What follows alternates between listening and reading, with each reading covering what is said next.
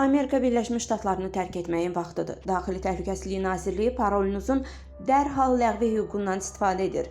Birləşmiş Ştatlardakı miqrantlar hər gün belə bir məktub alacaqlarının təşvişini yaşayırlar.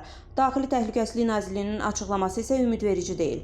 Qurumdan bildirilib ki, bu addımla Trump administrasiyasının sərt miqrasiya siyasətinin davamı olaraq həyata keçiriləcək. Belə ki, son günlər CBP One mobil tətbiqi vasitəsilə bəzi miqrantlara rəsmi məktublar göndərilərək onlardan ölkəni könüllü tərk etmələri tələb olunub.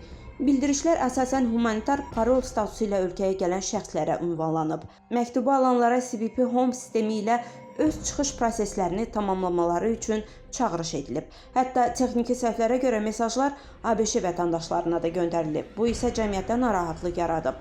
Açıqlama verilib ki, belə hallar məlumatların qeyri-dəqiq olması səbəbilə baş verib. Ümumilikdə isə son bir ayda təxminən 5000 miqrant ölkəni könüllü tərk edib. Qeyd edək ki, humanitar parol ABŞ-yə müvəqqəti giriş icazəsidir. Bu icazə təcili və humanitar səbəblərə görə ölkədə müvəqqəti qalmaq istəyənlərə verilir. Əsasən, ABŞ-də hüquqi statusu olmayan və ya viza tələblərinə uyğun gəlməyənlər üçün bir növ müvəqqəti qoruma imkanı təqdim edir. Ruqiyyə Nəcəfli, Humay Cəfərova, Mira TV.